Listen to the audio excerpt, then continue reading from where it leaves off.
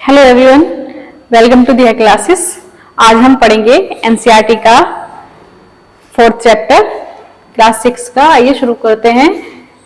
क्या बताती हैं हमें किताबें और कब्रें।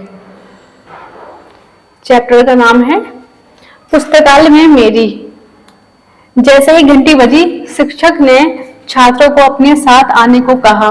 आज वे पहली बार पुस्तकालय जा रहे थे। मेरी ने देखा कि पुस्तकालय उसकी कक्षा से काफी बड़ा था और वहां किताबों से भरे कई रैक थे। कोने में एक अलमारी थी जो किताबों से मोटी मोटी किताबों से भरी थी। मेरी को एक अलमारी खोलने की कोशिश करते देख शिक्षक ने कहा, उस अलमारी में अलग अलग धर्मों से जुड़ी कई महत्वपूर्ण किताबें हैं। क्या तुम्हें मालूम है, हमारे पास वेदों का भी एक संग्रह है। मेरी सोचने लगी, वेद क्या है, चलो पता लगाएं।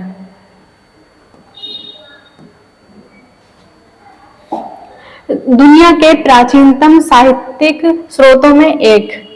शायद तुमने वेदों के बारे में सुना होगा। वेद 4 हैं, ऋग्वेद, आपका समवेद, यजुर्वेद और अथर्ववेद। सबसे पुराना वेद ऋग्वेद है, जो आपका जिसकी रचना लगभग 3500 साल पहले हुई थी। ऋग्वेद में 1000 से ज्यादा प्रार्थनाएं हैं जिन्हें सूक्त कहा गया है। सूक्त का मतलब अच्छी तरह से बोला गया। ये विभिन्न देवी देवताओं की स्थिति में रचे गए हैं। इनमें से 3 देवता बहुत ही महत्वपूर्ण हैं, अग्नि और इंद्र, सोम। अग्नि आग के देवता हैं, इंद्र युद्ध के देवता हैं और सोम एक पौधा है जिससे एक खास पेय बनाया जाता था। वैदिक प्रार्थनाओं की रचना ऋषियों ने की थी। आचार्य विद्यार्थी को इन्हें अक्षरों, शब्दों और वाक्यों में बांटकर सस्वर पाठ द्वारा कंठस्थ करवाते थे। अधिकांश सूक्तों के रचयिता सीखने और सिखाने वाले पुरुष थे। कुछ प्रार्थनाओं की रचना महिलाओं ने भी की थी। ऋग्वेद की जो भाषा है,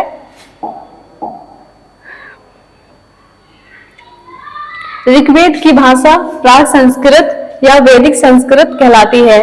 तुम स्कूल में जो संस्कृत भाषा पढ़ती हो उससे यह भाषा थोड़ी भिन्न है।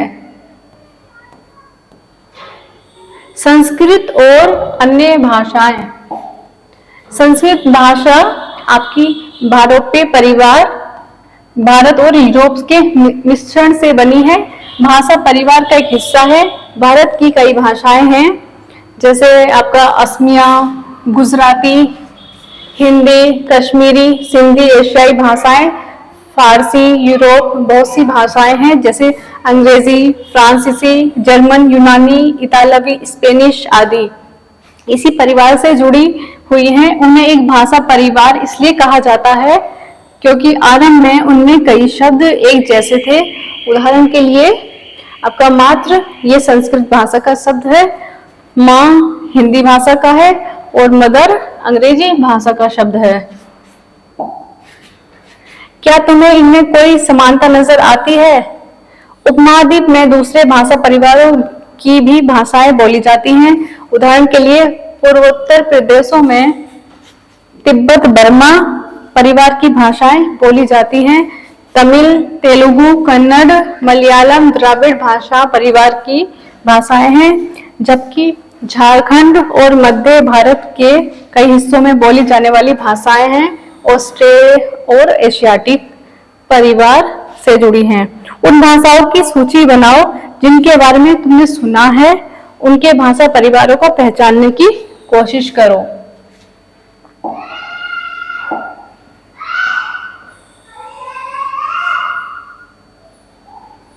हम जिन किताबों को पढ़ते हैं वे लिखी और छपी गई हैं।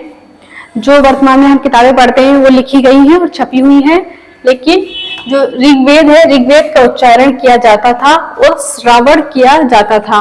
वे सुनकर ही अवलोकन कर लिया करते थे, याद कर लिया करते थे। रचना के कई सदियों बाद इसे पहली बार लिखा गया। इसे छापने का काम तो मुश्किल से 200 साल पहले हुआ था। इतिहासकार ऋग्वेद का अध्ययन कैसे करते हैं? जो इतिहासकार है पुरातत्ववेत्ता वेदताओं की तरह ही अतीत के बारे में जानकारी इकट्ठी करते हैं, लेकिन भौतिक अवशेषों के अलावा वे लिखित स्रोतों का भी उपयोग करते हैं। चलो देखते हैं कि ऋग्वेद का अध्ययन कैसे करते हैं। ऋग्वेद के कुछ ही सूक्त वार्तालाप के रूप में हैं। विश्वामित्र नामक एक ऋषि और देवियों के रूप में पूजित दो नदियां, जिसका नाम है व्यास और सतलज नदी, के बीच यह संवाद एक ऐसे ही सूक्त का अंश है।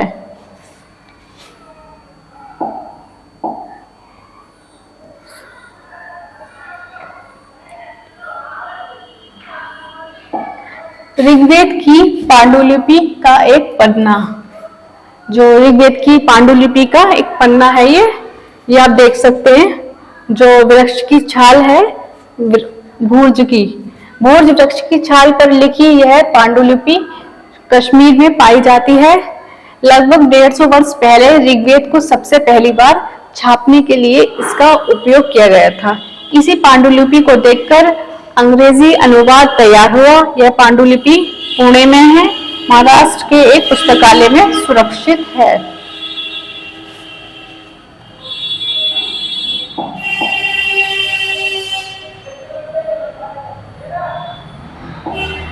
अब बात करते हैं विश्वामित्र और नदियों के संवाद की। विश्वामित्र, हे नदियां, अपने बछड़ों को चाटती हुई दो दमकती गायों की तरह दो फुर्तीले घोड़ों की चाल से पहाड़ों से नीचे आओ। इंद्र द्वारा दी हुई शक्ति से स्फूर्त तुम रथों की गति से सागर की ओर बह रही हो। तुम जल से परिपूर्ण हो और एक दूसरे से मिल जाना चाहती हो। नदियां बोलती हैं, जल से परिपूर्ण हम देवताओं के बनाए रास्ते पर चलती हैं। एक बार निकलने पर हमें रोका नहीं जा सकता। हे ऋषि, तुम हमसे प्रार्थना क्यों कर रहे हो? विश्वामित्र, हे बहनों, मुझे गायक की प्रार्थना सुनो। मैं रथों और गाड़ियों सहित बहुत दूर से आया हूँ। कृपा करके अपने जल को हमारे रथों और गाड़ियों की धुरियों के ऊपर ना उठाओ, ताकि हम आसानी से उस पार जा सकें। नदियां, हम तुम्हारी प्रार्थनाएं सुनेंगे, जिससे तुम सब सुरक्षित उस पार जा सको। इतिहासकार यह बताते हैं कि यह प्रार्थना उस क्षेत्र में रची गई होंगी जहां ये नदियां बहती हैं। वे यह भी सुझाते हैं कि जिस समाज में ऋषि रहते थे, वहां घोड़ों और गायों को बहुत महत्व दिया जाता था, इसलिए नदियों की तुलना घोड़ों और गायों से की गई है।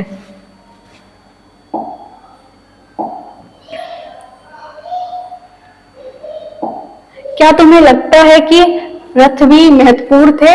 अपने जवाब के लिए कारण बताओ। प्रार्थना की पंक्तियों को दोबारा पढ़कर यह बताओ कि उनमें परिवहन के लिए किन किन साधनों का उल्लेख है। ऋग्वेद की प्रार्थनाओं में अन्य दूसरी नदियों, खासकर सरस्वती नदी और सिंधु और उसकी सहायक नदियों का भी जिक्र है। गंगा और यमुना का उल्लेख सिर्फ एक बार हुआ है। जो आपका ऋग्वेद है उसके अंदर गंगा और यमुना का सिर्फ एक बार ही जिक्र हुआ है।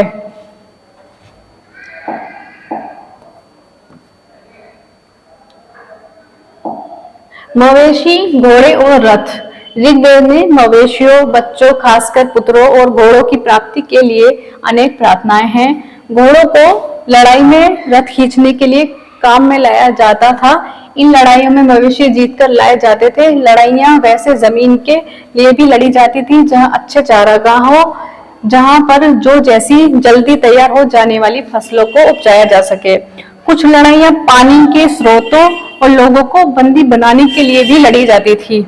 युद्ध में जीते गए धन का कुछ भाग सरदार रख लेते थे तथा कुछ हिस्सा पुरोहितों को दिया जाता था और शेष धन आम लोगों को में बांट दिया जाता था। कुछ धन यज्ञ करने के लिए भी प्रयुक्त होता था। यज्ञ की आग में आहुति दी जाती थी। यह आहुतियां देवी देवताओं को दी जाती थी। घी, अनाज और कभी कभी जानवरों की भी आहुति दी जाती थी।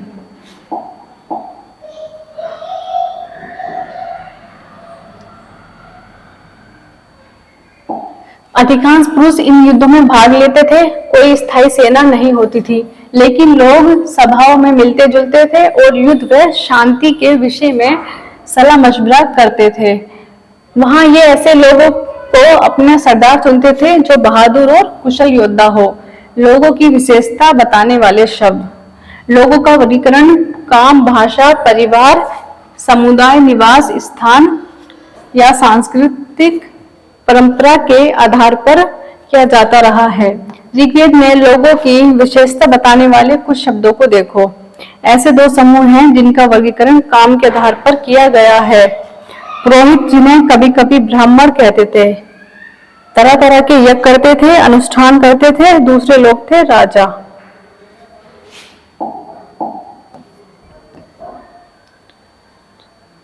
ये राजा वैसे नहीं थे जिनके बारे में तुम बाद में पढ़ोगे। ना तो बड़ी राजधानियां और महलों में रहते थे और ना ही उनके पास सेना थी, ना ही ये कर वसूलते थे। प्राय राजा की मृत्यु के बाद उसका बेटा आप ही शासक नहीं बन जाता था। पिछले अनुभाग को एक बार फिर पढ़ो, यह पता लगाने की कोशिश करो कि राजा क्या करते थे। जनता या पूरे समुदाय के लिए दो शब्दों का इस्तेमाल होता था। एक था जन, जिसका प्रयोग हिंदी व अन्य भाषाओं में आज भी होता है, और दूसरा था विश्व, जिससे वैश्य शब्द निकला। इस विषय पर तुम अध्याय 5 में विस्तार से पढ़ोगे।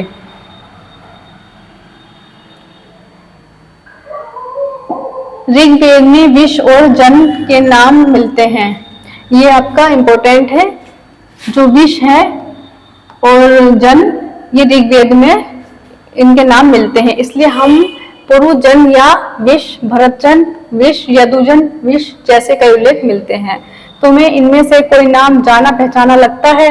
जिन लोगों ने इन प्रार्थनाओं की रचना की वे कभी खुद को आर्य कहते थे, अपने विरोधियों को दास कहते थे, दस्यु कहते थे। दस्यु वे लोग थे जो यज्ञ नहीं करते थे और शायद दूसरी भाषाएं बोलते थे। बाद के समय में दास और स्त्रीलिंग दासी शब्द का मतलब गुलाम हो गया। दास वे स्त्री और पुरुष होते थे जिन्हें युद्ध में बंदी बना लिया जाता था। उन्हें उनके मालिक की जायदाद माना जाता था। जो भी काम मालिक चाहते थे उन्हें वह सब करना पड़ता था।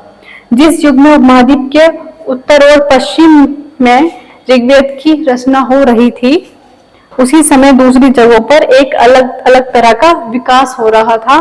देखो वहां क्या हो रहा था।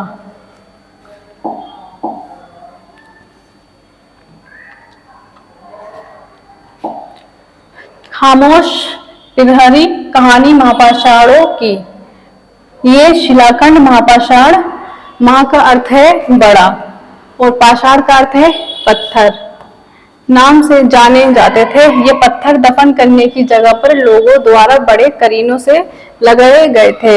महापाषाण कब्रें बनाने की प्रथा लगभग 3000 साल पहले शुरू हुई। यह प्रथा दक्कन, दक्षिण भारत, उत्तर पूर्वी भारत और कश्मीर में प्रचलित थी। कुछ महत्वपूर्ण महापाषाण पुरस्थल मानचित्र 2 में दिखाए गए हैं। कुछ महापाषाण जमीन के ऊपर ही दिख जाते हैं, कुछ महापाषाण जमीन के भीतर भी होते हैं।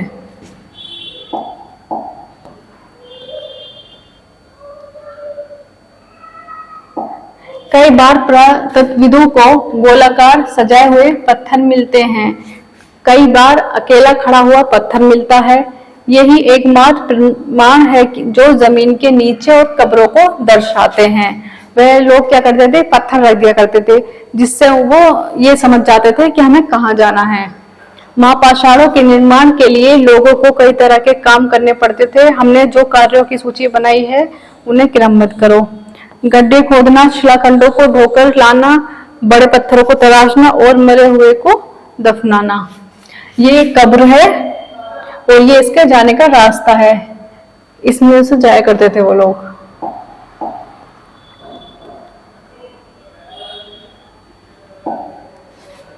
इस तरह के महापाषाण को ताबूत, शवादान, शिष्ट कहा जाता था। यहाँ दिखाए गए शिष्ट में एक पोर्ट होल है। वो जो गेट है गोलाकार, वो बड़ा सुराख है जो शायद पत्थरों से बने हुए कमरे में जाने का एक रास्ता था। इन सब कब्रों में कुछ समानताएं हैं। सामान्यतः मृतकों को खास किस्म की मिट्टी के बर्तनों के साथ दफनाया जाता था, जिन्हें काले लाल मिट्टी के बर्तनों, ब्लैक एंड रेड वेयर के नाम से जाना जाता है। ये आपका इम्पोर्टेंट है। इनके साथ ही मिलने लोहे के औजार और हथियार, घोड़ों के कंकाल और सामान तथा पत्थर और सोने के गहने मिले हैं। अब मेरा ये सवाल है कि क्या हड़प्पा के शहरों में लोहे का प्रयोग होता था? आप मुझे कमेंट में जरूर बताएं, क्या हड़प्पा काल में लोहे का प्रयोग होता है? ये भी क्वेश्चन आपका इम्पोर्टेंट है। महापाषाण कब्रों से मिले लोहे के सामान, जो महापाषाण काल है उसमें कुछ सामान मिले हैं कब्रों से। ये देखिए,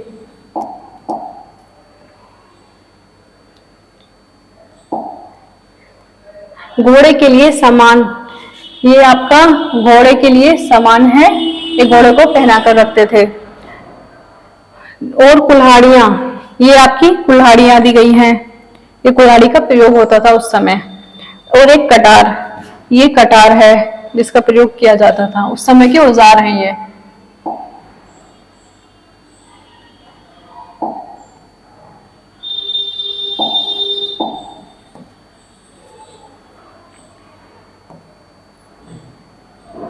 लोगों की सामाजिक असमानताओं के बारे में पता करना। पुरातत्व यह मानते हैं कि कंकाल के साथ पाई गई चीजें मरे हुए व्यक्ति की ही रही होंगी।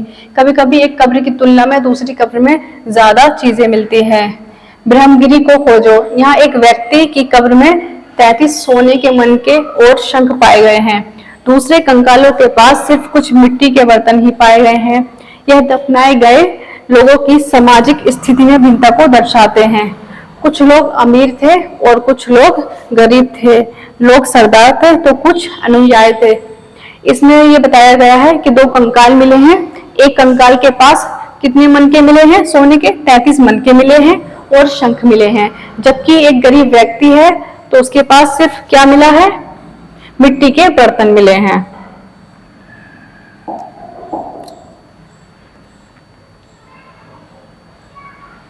क्या कुछ कब्रगाहें खास परिवार के लिए थी? कभी कभी महापाषाणों में एक से अधिक कंकाल मिले हैं।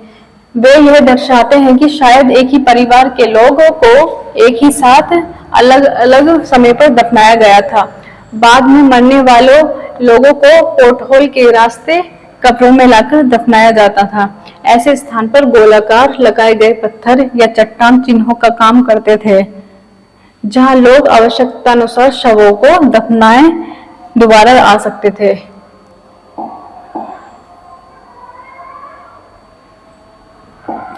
इनाम गांव, इनाम गांव के बारे में जानते हैं। इनाम गांव जो है आपका, ये महाराष्ट्र में है, महाराष्ट्र के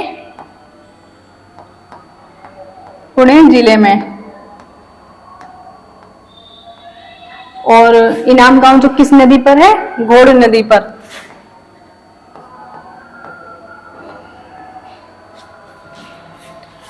इनाम गांव को खोजो, यह भीमा की सहायक नदी घोड़ नदी के किनारे एक जगह है। इस जगह पर 3600 से 2700 साल पहले लोग रहते थे। यहाँ वयस्क लोगों को प्राय गड्ढे में सीधा लिटाकर दफनाया जाता था। उनका सिर उत्तर की ओर होता था। कई बार उन्हें घर के अंदर ही दफनाया जाता था। ऐसे बर्तन जिनमें शायद खाना और पानी हो दफनाए गए शवों के पास रख दिए जाते थे। एक आदमी को 5 कमरों वाले मकान के आंगन में 4 पैरों वाले मिट्टी के एक बड़े से संदूक में दफनाया गया था। बस्ती के बीच में बसा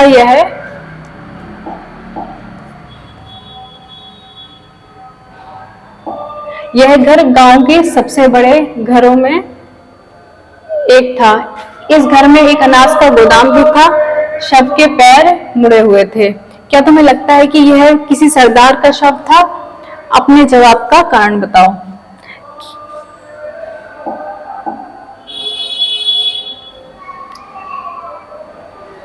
क्या बताते हैं हमें कंकालों के अध्ययन?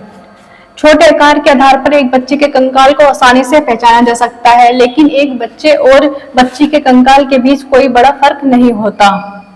क्या हम यह पता लगा सकते हैं कि कंकाल किसी पुरुष का है या स्त्री का है? कभी कभी लोग कंकाल के साथ मिले सामानों के आधार पर इसका अंदाजा लगा लेते थे कि ये कंकाल स्त्री का है या पुरुष का है। उदाहरण के लिए जैसे कंकाल के साथ गहने मिलते हैं गहने मिलते हैं तो उनको लगता है कि ये महिला का कंकाल है, जबकि ऐसा नहीं है। अक्सर पुरुष भी आभूषण पहनते थे, उस समय जो पुरुष थे वो भी आभूषण पहनते थे। कंकाल का लिंग पहचानने का बेहतर तरीका उसकी हड्डियों की जांच करना है। जो अगर आपको कंकाल पहचानना है, क्योंकि महिलाएं बच्चों को जन्म देती हैं, इसलिए उनका कटी प्रदेश कूला पुरुषों से ज्यादा बड़ा होता है। ये समझ कंकालों के आधुनिक अध्ययन पर आधारित है। आज से लगभग 2000 साल पहले चरक नाम के प्रसिद्ध एक वेद थे। वेद कहते हैं आपके डॉक्टर को, जिन्होंने एक पुस्तक लिखी है जिसका नाम है चरक संहिता। ये आपकी इंपॉर्टेंट है। वे कहते हैं कि मनुष्य के शरीर में 306 हड्डियां होती हैं। यह आधुनिक शरीर रचना विज्ञान की 206 हड्डियों से काफी ज्यादा है। संभवतः चरक ने अपनी गिनती में दांत की हड्डियां और हड्डियों के जो जोड़ हैं और कार्टिलेज को शामिल किया होगा।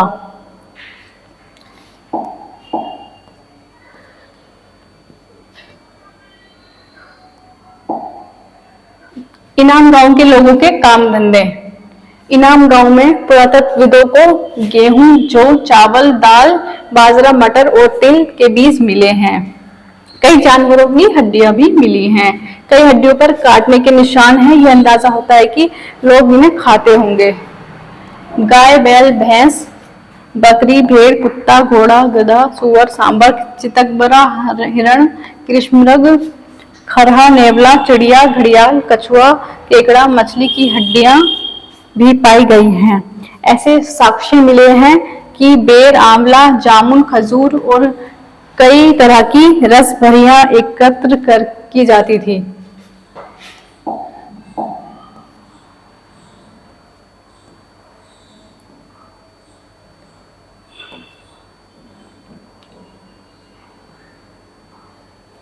आओ याद करें, कुछ पॉइंट है इस चैप्टर के। जो आपका सूक्त है, जो सूक्त है, सूक्त का अर्थ होता है अच्छी तरह से बोला गया। जो आपका रथ है, रथ का प्रयोग होता था युद्धों के लिए, युद्ध में प्रयोग किया जाता था। जो यज्ञ है, यज्ञ कहते थे अनुष्ठान को। और जो दास है, धीरे धीरे करके दासों को हम गुलाम कहने लगे। महापाषाण, महापाषाण वो थे जो सजाए गए पत्थर थे।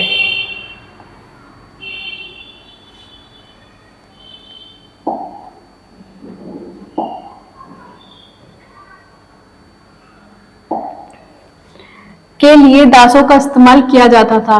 किसके लिए दासों का इस्तेमाल किया जाता था, बताइए।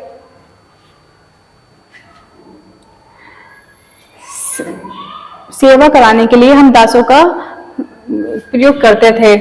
जो भी हम कार्य थे वो उसी का प्रयोग करते थे।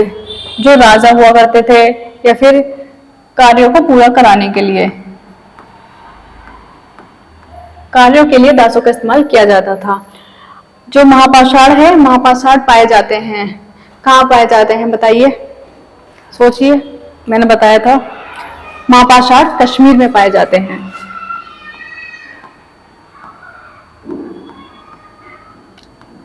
कश्मीर में जमीन पर गोले में लगाए गए पत्थर या चट्टान, जो लोग वहां के लोग पत्थर लगा दिया करते थे, तो किस लिए लगाया करते थे, ताकि पता चल जाए कि ये जाने का रास्ता है।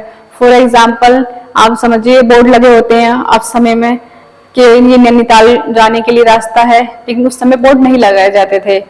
उस समय पत्थरों को लगाया जाता था या चट्टान बना दी जाती थी, तो वो एक चिन्ह के रूप में है। पोर्ट होल, पोर्ट होल का जो इस्तेमाल है वो किस लिए करते थे, पोर्ट होल का इस्तेमाल वो कमरे में जाने के लिए करते थे। कमरे में जाने के लिए होता था। इनाम गांव के लोग क्या खाते थे, बताइए क्या क्या खाते थे। इनाम गांव के लोग अनाज, फल, मांस खाते थे। तो आज की क्लास यहीं पे समाप्त होती है। और जिनको भी हमारा नोट्स चाहिए, या PDF चाहिए तो आप डिस्क्रिप्शन में लिंक है, आप उसमें से ले सकते हैं, हमने प्रोवाइड करा दिया है। थैंक्स फॉर वॉचिंग, लाइक और सब्सक्राइब करें। Thank you.